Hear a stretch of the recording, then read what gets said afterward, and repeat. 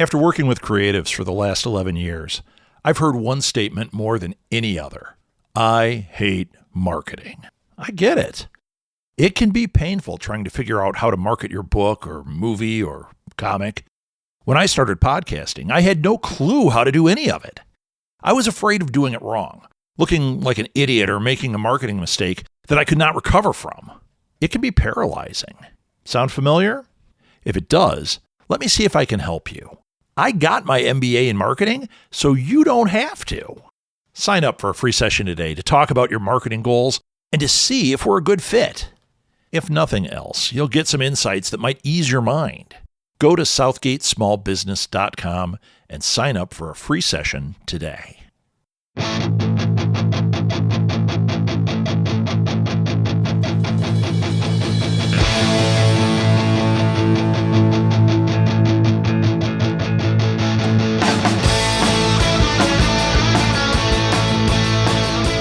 Welcome to Alley Chats. I'm your host, Rob Southgate. Alley Chats is a virtual artist alley featuring interviews with artists, filmmakers, podcasters, writers, really any creative person you might find at a pop culture convention. My goal is to help draw attention to cool people and to hopefully help them get some new fans. I want this podcast to raise up these amazing people and to inspire you, the listener, to chase your dreams as well. You can follow Alley Chats on Facebook and join the conversation. I'll add more social media in the future, but for now, that's the best place to interact with me. You can also email me directly if you would like to be a guest or have a guest suggestion. My email is rob@smgpods.com. I've been talking to today's guest, Leigh Kenney, another horror author, another person involved with Books and Brews, which we've been talking about all month. Books and Brews, I'm going to say it again. Double Clutch Brewing Company in Evanston, Illinois on August 3rd. Come on down, meet all the horror authors, including Leigh Kenney, who you're going to get to know in a few minutes here. Leigh, welcome to the show. Thank you very much for having me. I'm really excited to get into this conversation. We've been talking for like a half hour already. And then I realized, we should probably hit record. So Leigh, let's start with this. Why don't you tell people, give them a little background. Tell them who you are, what you do. I'm Irish. I write horror. A very recent to the horror thing, to the writing thing even. I was a reader, always primarily a reader. Okay. I find reading is the best form of escapism. So I've always been into reading. I know there's a lot of authors who are they're almost born into horror. You know, they've been reading the classics since they were able to read a book and stuff like that. That wasn't me. I was kind of late to the party. I was terrified of horror films, terrified of all the horror stuff. And then at some point, I just wasn't. I'm not even sure what happened. I think I just slowly graduated into darker and darker stuff. And yeah, then last year, an open call went out for a horror anthology, and I was like, why not write it? People always say that if you're going to write, you should write what you want to read. And that's literally what I did. I took a story idea that I wanted. It was at that time, I was like, I'd like to read about this. And there wasn't really anything there. So I wrote the story, submitted it. It got published, and it just formed something entirely. So since that time, that was March 2023 that first happened. And I've been published a ton of times in anthologies since then. I've released my debut. I'm about to release my second. I've done signing events in the UK and about to do one in Chicago. It's very exciting. Wild. It's kind of like, it just, I'm not even sure. I haven't caught up yet with all the things that have been happening. Right. But it's great. And I'm just this little nobody from Ireland, but I know they say the land of saints and scholars and all that, but it's actually surprisingly hard to do the writing thing here because there isn't really much of a market for horror in Ireland. There aren't really conventions. There's nothing really like that. As it stands, I'm actually struggling to get my own books. There's no stores in Ireland to carry my books. My books are on more American shelves than they are on Irish shelves. I am really surprised to hear that. I would have thought Ireland had a good horror scene, but it must be underground. And it's all definitely, like you'll have there's a lot of alternative markets and stuff, but no, if I was to write romance and stuff like that, or maybe a mystery thriller, then yeah, it's the same as everywhere. I suppose some genres are more popular than others. Yeah. Yeah. So horror's just not having its moment in Ireland, but maybe No, you'll and be we're lucky the because reason we it have some does. amazing horror authors here, like Keelan Patrick Burke. Like he'd be one of my writing idols, and his writing. Now he's an expat. He lives in America, I think now, but his writing is just it's somehow really really horrific, but really really beautiful. Yeah. Like it's haunting, it's dark, it's everything. If you haven't read Keelan Patrick Burke, do it. I highly Okay. recommend. Pro But tip. yeah, definitely. But like we have AM Shine, like one of the I can't say the surname, Shyamalan. You know the guy that makes the horror films, M Oh, Night. yes. His M. Night daughter, Shyamalan. yes, Shyamalan. his daughter, I think her name is Irina. She just made a movie of an Irish guy's horror book. Oh, The really? Watchers. Yeah, The Watchers by AM Shine. It's very That recent. okay. So that's an Yeah. Irish author, and I didn't know It that was is, M. Night yes. I Shyamalan's believe daughter. he's from, I believe he's from Galway, possibly. Wow, because I've been But reading, I didn't even know this book, and I saw the movie poster, and I was like, oh, that looks interesting. And then I started reading about the book and went, wow, I have to read this book. Now I really have to read this book, now yeah, that I know. well, fun fact, they actually filmed a lot of the movie in my county in Wicklow. They were looking for extras because I was so tempted just because it's horror. But then I was like, who has time for that? So, I didn't. Oh, too bad. Too Yeah. bad. So, okay, your first book that you put out was Cursed. That was your first novel. And then the new one that's coming out, and I want to make sure I get this all right here. It is coming out August 25th. 25th. You know what? I have all my notes and everything here. And of course, the one thing I can't find is the thing that I need, right? Oh, here it is. It's always Yes. the way. Hush My Darling coming out August 25th. So it's not going to be out in time for Books and Brews. It's not, but I will have early copies. All right. I want you to hold one for me because I would love to get this and get you to sign it. That would be Yeah, fabulous. absolutely. So yeah, I was reading the description. In fact, I'm going to read the descriptions of both real quick.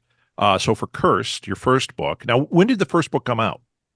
The first book came out in December, and it's not set in Ireland. It's set a lot more ambiguously. Okay. As opposed to Hush. Hush is going to be Hush is very much Irish based. So here's the description on Amazon. Have you ever agreed to something without understanding the consequences? What would you do if a cursed object came into your possession? Right there, Leigh, you already have me. Right there, I'm ordering the book. You write, burn it, seek spiritual help, pass it on. This is the impossible choice Curtis must face. The sinister entity is thrust upon him. I don't need to read the rest of it because we obviously have a cursed object. We obviously have a guy terrified that's having to deal with it. It sounds fantastic.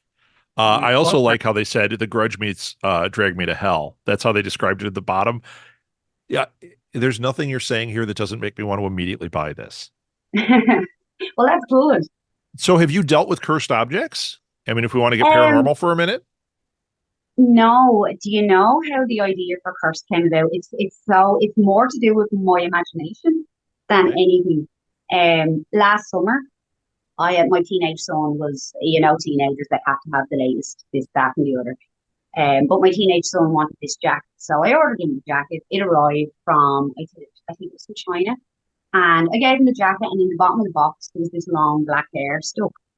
And as I said, I didn't grow up watching horror, but when I eventually did, the kind of horror that terrifies me is human monsters and those pasty white women with the long dark hair that come and get you. You know what I mean? I am The terrified. grudge, Yes, the the grudge, grudge, the the ring. Oh my ring. God, yes, they get me. But I seen this black hair and I was like, oh God, this box is from China. It's got long black hair. Like, you know what I mean? Asian horror is some of the best, Yeah. especially when it comes to those kind of entities. So I was going around the house and it was living in my head rent free. I was like, brushing my teeth at night. I was like, I'm going to look in the mirror now and she's going to be behind me. Somebody's going to be there, You know, Yep. I'd be in bed and I'd hear a creak and I'd be like, something's falling up the stairs. It's going to take me. But it's crawling up the stairs with his elbows bent backwards Oh as it yeah, comes up. they always And, have to. Yeah, they always yep. have to be in like funny poses that And then when it aren't gets in your actually. ear, it goes, ah. Oh, thank you for the nightmares. But Yeah. eventually it was like, you know what, I'm gonna write this. This is gonna make a great short story. So it started that way, and then it just grew legs, and it became Cursed. Dude, And don't say Cursed was grew never legs meant to and be. became cursed. Yeah, it was never meant to actually. It was meant to have a better title. Cursed was supposed to be the working title, but it kind of just grew on me, and it stayed. I never changed, I suppose. You know, I wanted one of those fancy titles, you know, like those Eric the Rocket titles, the Yeah. tree grew because I bled there, all that kind of thing, you know. Yeah, But yeah. it was like, you know what, Cursed works. It's short, it's sharp, it's Cursed. Well, it's got a great cover too. Like I look at it and it makes me want to buy it. The cover, oh my God, as soon as I saw that cover, I was like, that is because I worried that I wouldn't find, I'm so specific and I knew I wanted something that jumped out at me. And Yeah. I searched so many websites, so many artist pages. And then I came across Christy Aldrich from Grim Poppy Design. And I was just having a little scoop through her pictures and it was there and it jumped out at me. And it was like, I think it was a year or two old. And I was like, I'm going to ask, but she's going to tell me that's long gone. So I was Yeah. like, is there any chance that's still available? And she was like, it is. So that was as soon as that I was like, I want it, I'm taking it. It's mine. Wow. It was just And waiting for you, it feels like. yeah, and it's absolutely perfect for the book. Like I owe Christy so much because like that cover, like to be fair, people do judge a book by its cover, and the cover helps Definitely. with Cursed. So like it grabs your attention. You know what I mean? So Hush My Darling is the next one. It is. I'm going to read this description because I love this description too. In pursuit of peace and family ties, American tourist Megan goes on a road trip around Ireland. When she becomes stranded deep in the mountains, the Brogan family comes to her rescue. But is it luck, or is Megan's nightmare just beginning? Okay, I'm already dealing with the hills have eyes in Ireland. I'm just telling you that. The Wicklow Mountains offer breathtaking beauty to all who venture in. It looks like you're writing a travel log here. Where nature abounds, where solitude beckons, where no one can hear you scream. It's no longer a travel log. It is now a nightmare. Oh, yeah. And then you mentioned Texas Chainsaw Massacre and Deliverance. I mean, yeah, this, I was hoping it was out. That's why I'm like, I hope you have it there because this, I know that I'm going to read it and immediately my wife is going to be all over it. It takes place in Wicklow. I mean, this is going to be great. As I say, my two things for horror are like pasty pale entities and human monsters. If Cursed was my pasty pale entity, this is my human monster. Yeah. Yeah. Well, and it helps that the Wicklow Mountains from my back door where I live by the coast, but I can see the mountains from my back door. So the entire time that I was writing the book, I'd be standing at the back door here and there because I was a smoker for many years. I actually gave up a month ago. Go me. But every time I stood at the back door to have a smoke, I'd be looking at, and I kind of had it in my head because I was writing it to me. Like when I'm writing, the characters are real. It's happening, you know. Yeah, yeah. And I was like, poor Megan, you know, I'm standing here having a cigarette, and poor Megan's like going through all kinds of things over there in the mountains. If you listen, maybe you'll faintly hear her scream. Yeah, now you see, nobody can hear her scream. They can't hear her, right? Yeah. Right. No one can hear you. Want more shows like this? We've got a lot more on the Southgate Media Group Patreon page. Some free, some paid. Plus, there's exclusive content for subscribers only. Follow the link in the show notes or look up Southgate Media Group on Patreon and check out the cool stuff we're doing over there. You won't be sorry. On August 3rd, 2024, Books of Horror is presenting Books and Brews at Double Clutch Brewing Company in Evanston, Illinois. There will be over 40 horror authors for a book signing and meetup from 10 a.m. until 4 p.m. that day. Meet your favorite authors, discover new authors, meet Books of Horror friends in real life, including the author I'm talking with on this podcast. Oh, and I'll be there too. This is an all-ages event. Food, alcohol, and non-alcoholic beverages will be available. No outside food or drinks will be allowed. Search for Books of Horror Presents Books and Brews on Facebook events for more information, or click on the link in the show notes. I hope to see you there. So you said you didn't start necessarily in horror. What is it that drew you to horror? I'm not really sure, to be honest. I tend to think that it's a mental health thing. For me personally, I would have suffered on and off with my mental health for a long time, since kind of since my teens, but it was exacerbated when I had my first child. Postnatal depression kind of blossomed. It wasn't recognized for what it was, and it Sure. kind of got out of control. And I found horror is, it's like the purest form of escapism. Like, it's very easy to forget the darkness and the sadness, the horrors, whatever are going on inside your own mind when you're immersed in pretend horrors, you know? Yeah, Like great. So it's very fictional stuff. therapeutic.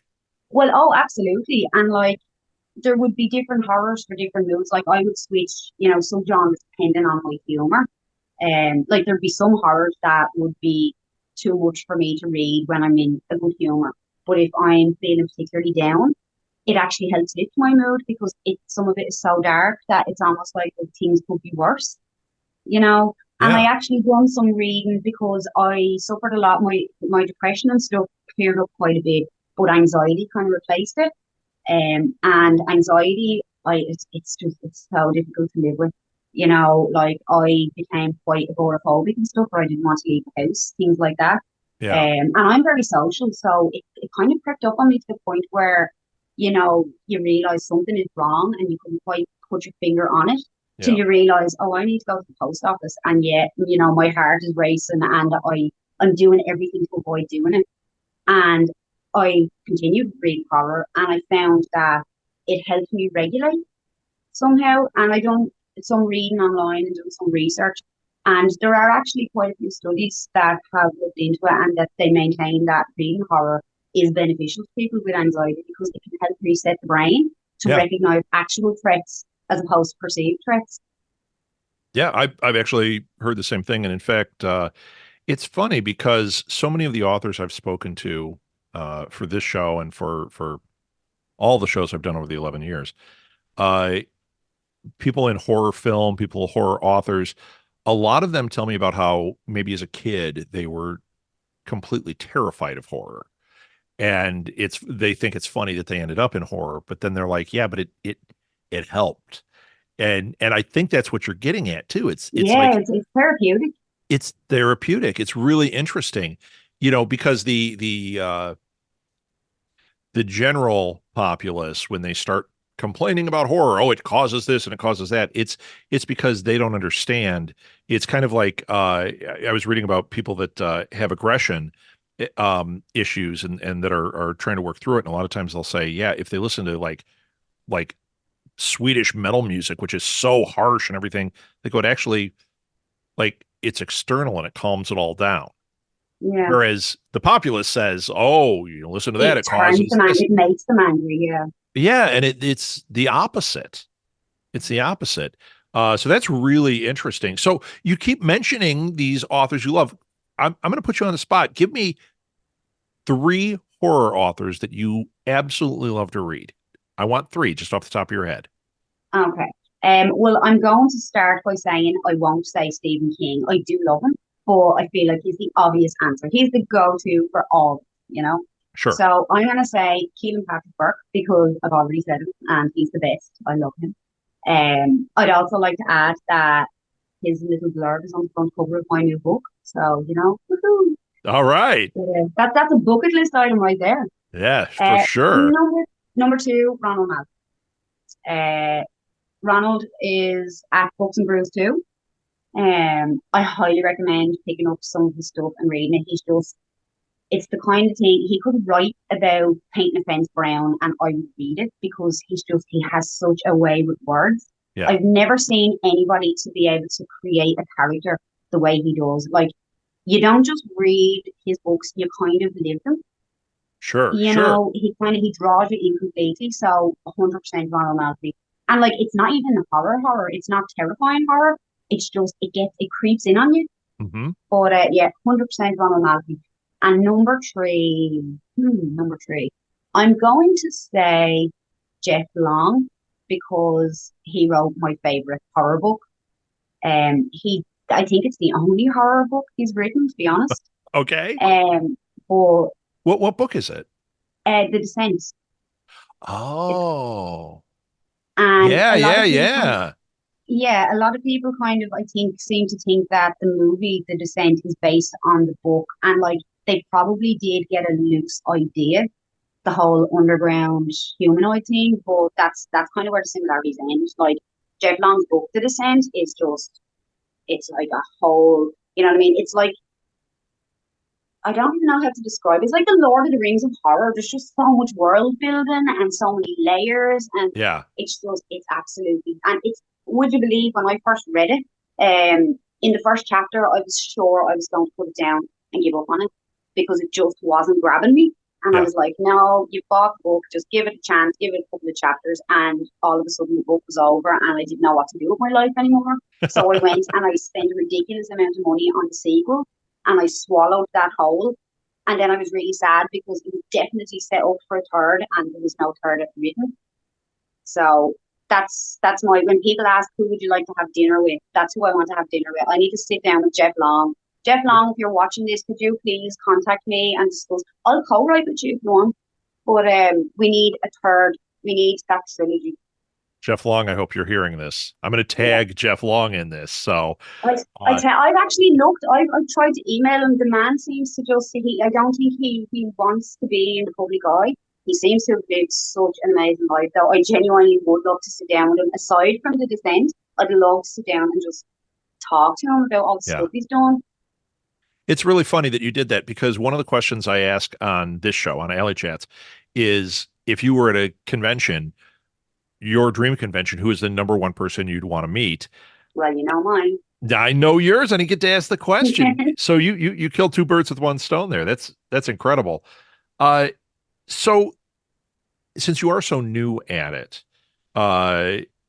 is there any advice that you would give to a new author, somebody trying or saying they want to be an author?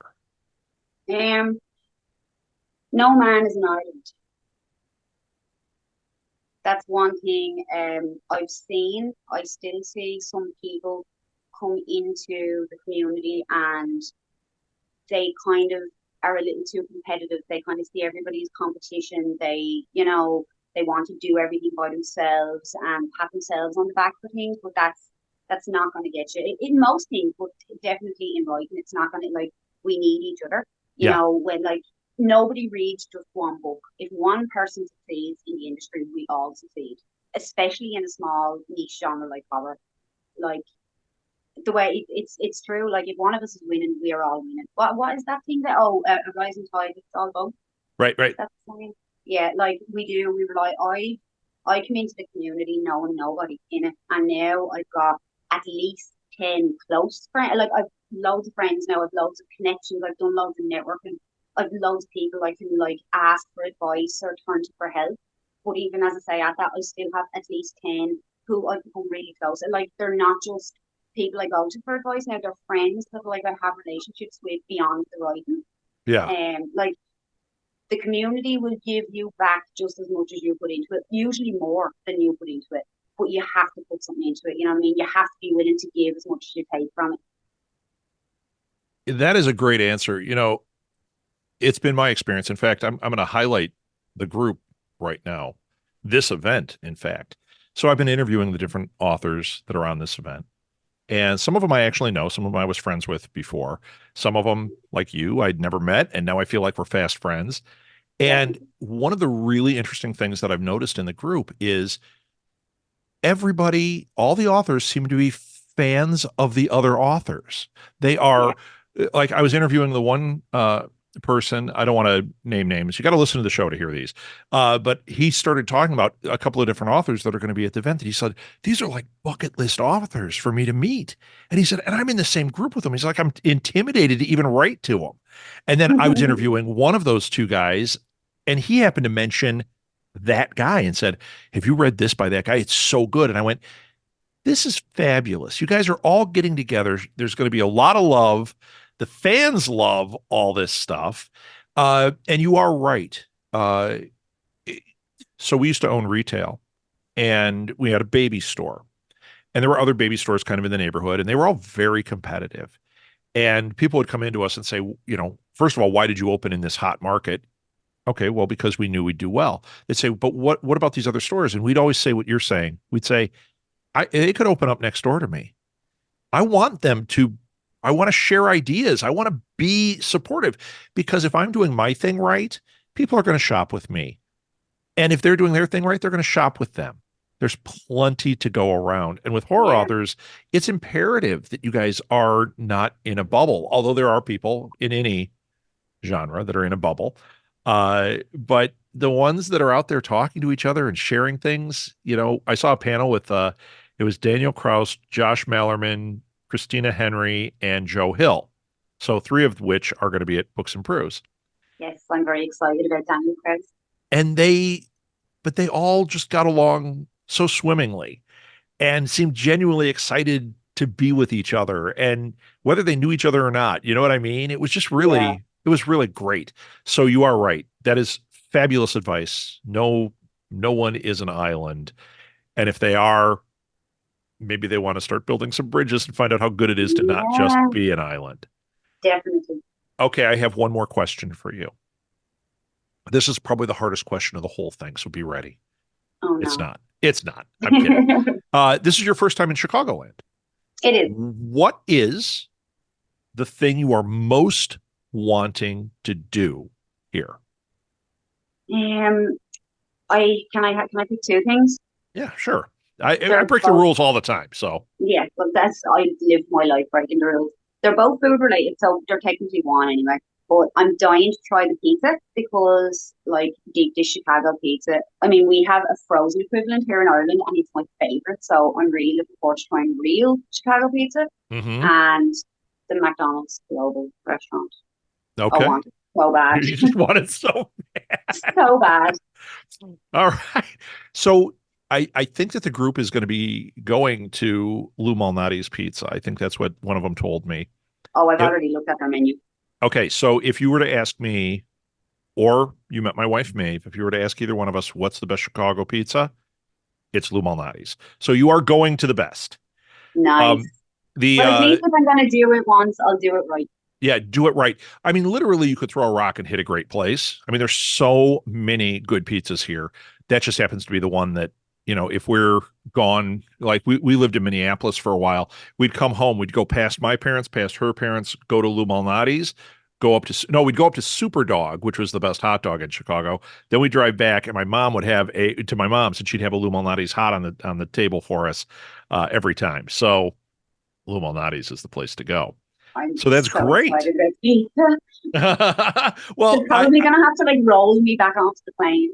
I believe that we're going to be at that same Lou Malnati's dinner, so we'll get to break some bread there, have some cheese, and yeah, you're gonna learn. It is fabulous pizza. Oh, it's gonna make you sad when you go home. You'll be like, I'm missing it. What's the frozen pizza? I'm gonna have to keep coming back to Chicago just for the pizza. What's the frozen pizza there? The one that's the equivalent. It's called Chicago Town. That's the brand. Okay. It's just Chicago Town.